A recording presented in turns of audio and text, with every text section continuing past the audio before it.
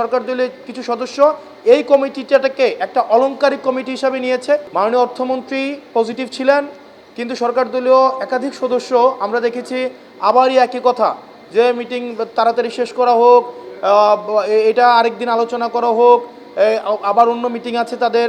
এভাবে এই মিটিংয়ের যে গুরুত্ব, আমরা মনে করি এই মিটিংয়ের গুরুত্বের সাথে এক ধরনের এই মিটিংকে অবহেলা করা। আপনারা জানেন যে আজকে অর্থ মন্ত্রণালয় সম্পর্কিত স্থায়ী কমিটির দ্বিতীয় বৈঠক ছিল। অর্থ মন্ত্রণালয় সম্পর্কিত স্থায়ী কমিটির প্রথম বৈঠক হয়েছিল 26শে জুলাই 2026 সালে, আর আজকে ছিল দ্বিতীয় বৈঠক। প্রথম বৈঠক যখন হয়, প্রথম বৈঠকে আপনারা জানেন এই কমিটিটি খুবই একটা গুরুত্বপূর্ণ একটা কমিটি। প্রথম বৈঠকে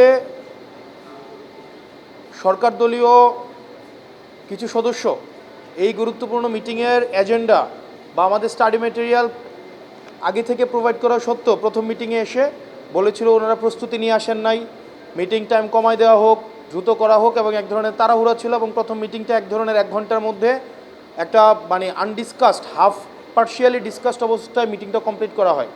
তো আমরা প্রথম দিকে মেনে নিয়েছিলাম, যেহেতু প্রথমবার মিটিং ছিল।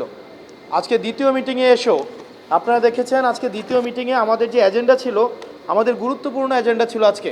প্রথম মিটিংয়ের হচ্ছে সিদ্ধান্ত নিশ্চিতকরণ, আমাদের এনবিআরের যে কাঠামোগত সংস্কারের বিষয়ে আলোচনা হওয়ার কথা ছিল, ট্যাক্স জিডিপি নিয়ে আলোচনা হওয়ার কথা ছিল, কিন্তু আমরা দেখেছি মিটিং শুরু হতে না হতেই মাননীয় অর্থমন্ত্রী পজিটিভ ছিলেন, কিন্তু সরকার দলীয় একাধিক সদস্য আমরা দেখেছি আবারই একই কথা, যে মিটিং তাড়াতাড়ি শেষ করা হোক, এটা আরেকদিন আলোচনা করা হোক, আবার অন্য মিটিং আছে তাদের। এভাবে এই মিটিংয়ের যে গুরুত্ব, আমরা মনে করি এই মিটিংয়ের গুরুত্বের সাথে এক ধরনের এই মিটিংকে অবহেলা করা। এবং আপনারা দেখেছেন, এবং আজকের মিটিংটাও 3টে এজেন্ডার কোনো এজেন্ডাকেই পূর্ণভাবে শেষ করা হয় নাই। 3টাই এজেন্ডা ছিল, 4টে এজেন্ডা ছিল, একটা এজেন্ডাকেও শেষ করা হয় নাই।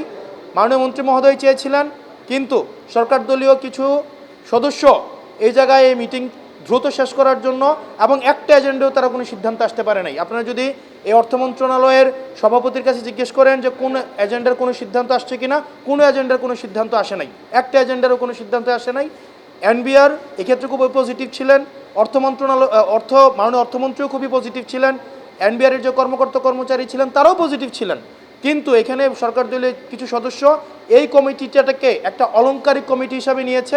প্রত্যেক দিন একই ধরনের অজুহাত, যে স্টাডি করে আসে নাই, আবার একটু সময় লাগবে, অন্য দিন করা হোক, আজকে না হোক আবার করা হোক।